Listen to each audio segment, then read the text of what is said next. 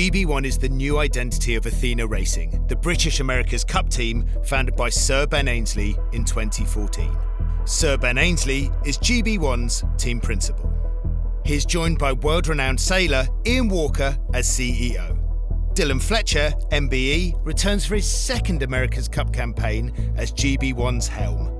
And Hannah Mills, OBE, returns as helm for the second edition of the Women's America's Cup and team principal of the Athena Pathway programme. Nick Holroyd is GB1's technical director, and Rob Wilson is the sailing team coach. The date is 9th of March 2026. We're here in Portsmouth in the old historic naval dockyard, where we've set up our offices for GB1 America's Cup team. We've set up our sailing operations in Cagliari, Italy, obviously being close to Naples, where the eventual cup will be in 27. And also it's the venue for the first warm-up event in this next America's Cup cycle. So it's a great opportunity to get the team out on the water in the AC40s and starting to compete.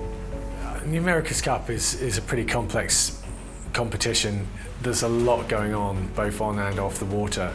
It's a great comparison for the America's Cup with F1. I mean, it really is a technology race that's finished off by a sailing race, as you see in Formula One. And so the big focus has been on the technical program and then implementing that technical program onto the boat itself. You're pushing the limits in terms of what the boats are capable of structurally. Sailing one of these boats 100 kilometers an hour plus, you know, that's always a challenge in any technical sport. These training periods are really about getting up to speed with the handling of the boat, the performance of the boat, getting those different relationships going, because the communication between the sailors on board the boat is absolutely critical. I definitely put us down as underdogs for this next competition, but we've got a great team.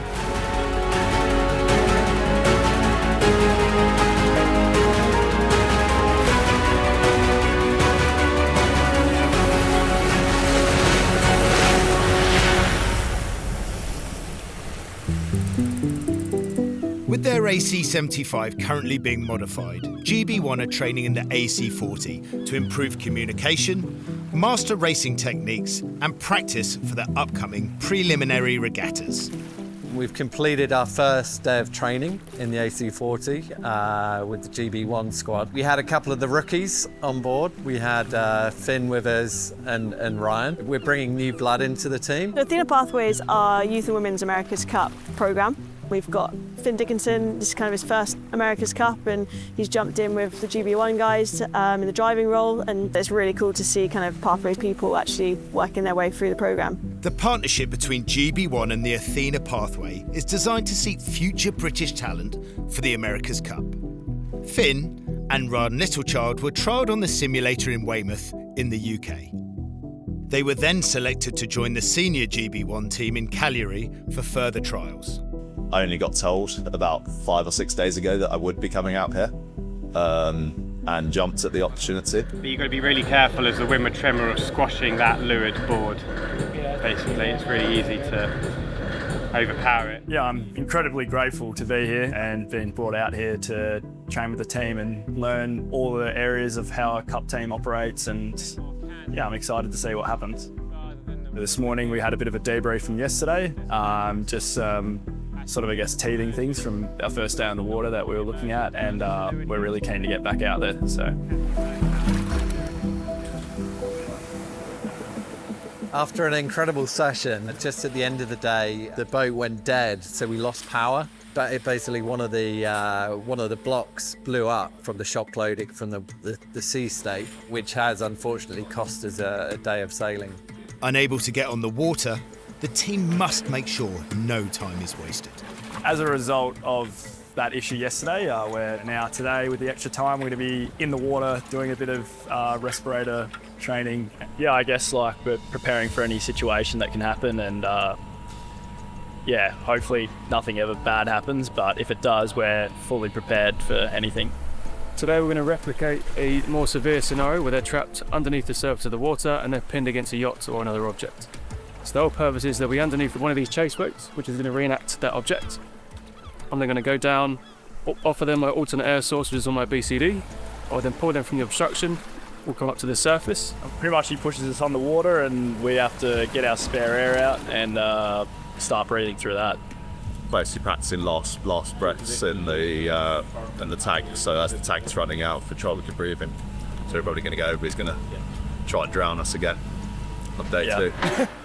All right, so when you're in the water, when I pulled you out, you're going to lay on your back and I'll be holding you like that. Yeah, okay. So you're at the surface. We're always keen to get the young guys, like Finn and Ryan, into the safety training. You know, the more they do of that, the more comfortable they are with spare air. So that if something does go wrong, God forbid, you know, they're prepared and they know what to do.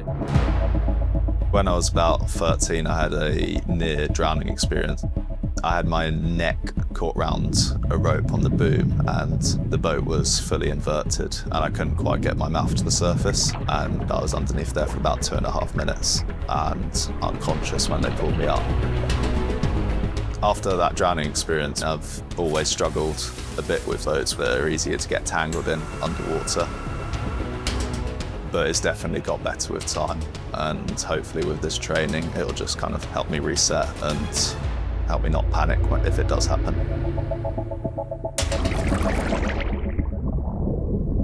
Spare air breathing units typically provide enough air for a person to survive underwater for between 3 and 7 minutes, depending on depth or rate of breathing. For a crew member trapped underwater, having access to spare air is the difference between life and death. Good? Yeah. You've got a lot more air than you think, don't you? Yeah. It takes a lot longer than you think to actually join it. I mean, it took a long time for me to try and calm it down. And that's I the mean, whole trick. that's like obviously pretty The bad. first 2 breaths, that's the whole point. Yeah. To make you realise you have got a lot more air than you think. Yeah. You have got time to breathe and get yourself out. Little bit nerve-wracking to start with. I didn't quite bite down hard enough on my regulator, so I had a little bit of water come in to start with, but then, you know, you get those first 2 breaths in and it's a bit better then. Finn went first, and I watched him go, and yeah, his legs are flailing around in the water, and you go, oh, is he actually breathing down there? And is the tank actually working? Because if you're not properly clamped down on it with your lips and also your teeth, like if a little bit of water like slips in, that's when it really. That's when like it just you get a little bit nervous. I just really struggled with like calming myself down, and there it probably took me like 20 seconds before I was like, okay, this is just chill, getting grips to it, because it's obviously not something that I've ever practiced a lot. Let's see how Ryan gets on. Yeah, so I've been told that my legs weren't moving quite as much as Finn's under the chase boat. Maybe I got to watch him first and it soothed my nerves a little bit. Yeah, I might have been a bit lucky in that factor. Ryan and Finn have done absolutely exceptional today. They've absolutely smashed their in-water training. They've both shown extreme confidence in the water, so they're well and truly on their way of becoming brilliant sailors. We won't have a lot of time between, although we're, you know, what are we, 2-3 months out from racing, and the days of AP sailing are going to be pretty limited. So we really have to get to grips with the boat as quickly as we can, you know, how to sail it, how to get the most out of it. That's what we're trying to work on as quickly as possible and build so we're ready for the prelims.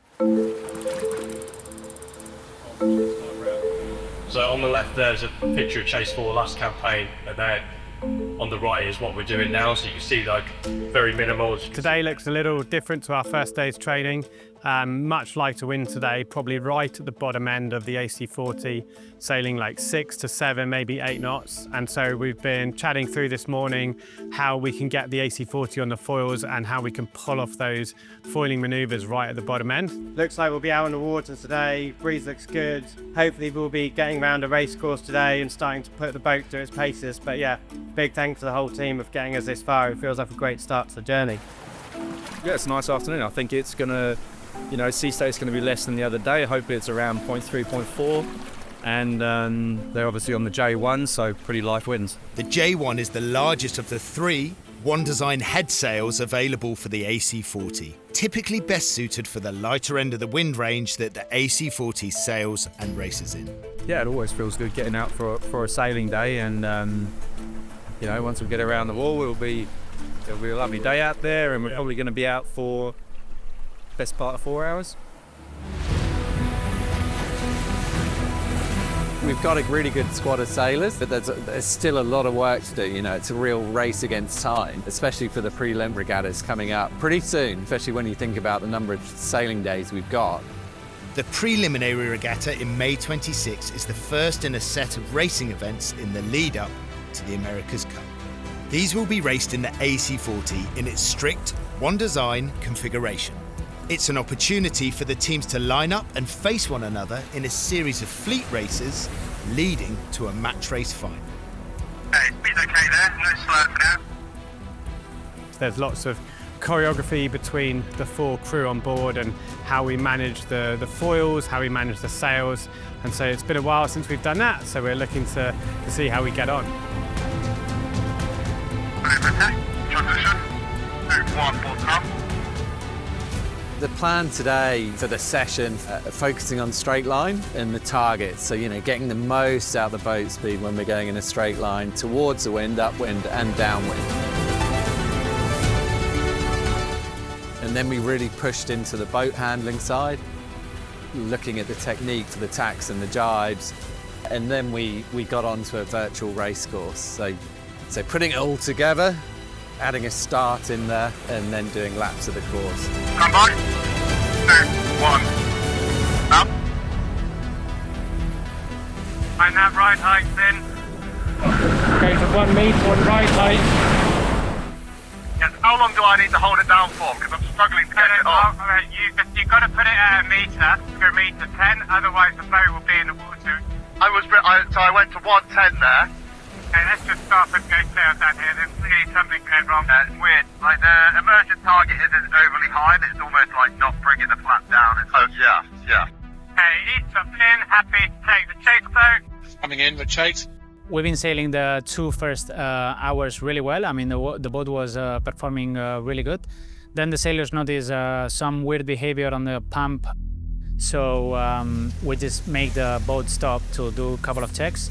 JC's just found an issue of the starboard flap. With the team monitoring the boat's performance, as well as the sailors, something isn't right. If it's not something you can resolve, okay. It's not sailable. He's working on it now, so he'll give me an update in a minute. Ok, seguiamo questa nave allora. Dopo questa nave entriamo, grazie. The foil flaps are controlled by the autopilot, and that ultimately is what allows the boat to fly in the air. And when they're not working properly, ultimately you lose that element of control, so it becomes impossible to sail the boat. Due to the location of where that sensor is, the only way to fix it is to pull the foil apart, so that was sort of a day ender for us, which is unfortunate. We collectively as a group made the decision to drop sails and head back in. These boats are a combination of traditional sailing and, crazy technology. It's no surprise, although we've done a lot of due diligence to make sure that the boats are in tip-top condition, there will be a few little gremlins that creep through early days. And we just got to get on top of them as quickly as possible. At this stage, if we find these kind of problems, it's something that we can afford. These training camps are to give the guys the most time on sailing that we can give to them, but also for us to discover what's behaving weirdly and what is failing. I really try to maximise every single day we get on the water. They feel very valuable to us, and we appreciate, the immense amount of work that goes on to get these boats on the water by the whole shore crew. And it's not long till we'll go racing, and it'll be hit us round the corner in no time. I think we've got every chance to be successful next year, but certainly with a longer term view on the America's Cup, I think it's a really exciting prospect for GB1. We've got to learn as quickly as possible with the new sailors, with the new team, and just move forward as quickly as we can.